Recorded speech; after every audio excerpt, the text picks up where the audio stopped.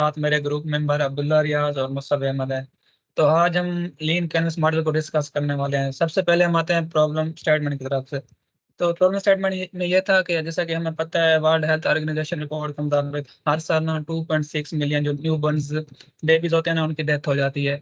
तो उसकी सबसे बड़ी वजह यह है कि जो हमारे पास पेरेंट्स हैं ना या फिर डॉक्टर हैं, तो वो 24/7 ना अपने बच्चे को हेल्थ को मॉनिटर नहीं कर सकते। तो इससे क्या होता है, बच्चे की अचानक से डेथ हो जाती है। तो क्यों ना इस प्रॉब्लम को सॉल्व करने के लिए एक सोल्यूशन बनाया जाए। तो इस प्रॉब्लम को सॉल्व करने के लिए हमने एक सोल्यूशन बनाया जिसको हम कडल केयर का नाम दे रहे हैं।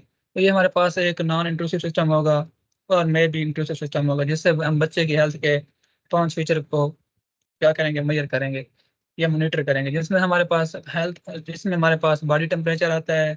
उसके बाद हमारे पास हार्ट रेट, ब्रीथिंग, मोशन और इमोशन स्टेटस आते हैं।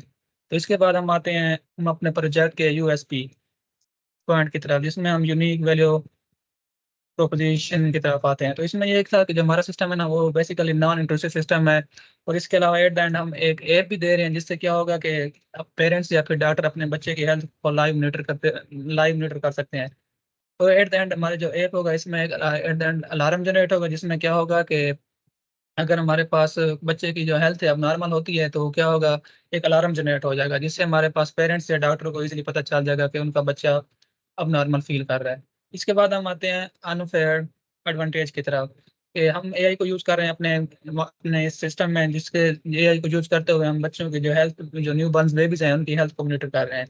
उसके बाद हम आते हैं कस्टमर सेगमेंट की तरफ, मतलब हमारा जो प्रोडक्ट है वो कौन खरीदना चाहेगा। सबसे पहले जो हमारा प्रोडक्ट है ना, वो हमारे पास निकूज हैं। वो सबसे पहले हमारा प्रोडक्ट निकोज खरीदेंगे। देन उसके बाद हम अगर बात करें हॉस्पिटल्स या फिर पेरेंट्स की, तो वो भी हमारे जो प्रोडक्ट है वो खरीद सकेंगे, क्योंकि इन केस उन्हें भी अपने बच्चों की उन्हें उन्हें भी अपने पेशेंट की हेल्थ को क्या करना होगा, मॉनिटर करने के लिए यूज़ कर सकते हैं। देन हम आते हैं, हमारे पास इसके एग्जिस्टिंग अल्टरनेटिव कौन कौन से हैं, मतलब उनमें से हमारे पास जो सबसे पहले आता है वो हमारे पास एंजल केयर आता है।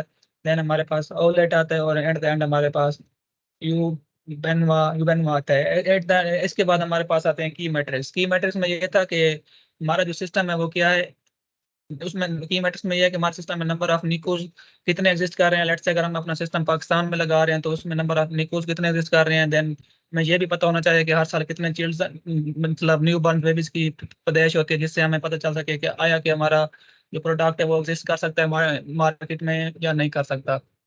देन उसके बाद हम आते हैं हाई लेवल कंसेप्ट की तरफ। तो इसमें हमारा जो सिस्टम है वो क्या है, non invasive infant health monitoring system है।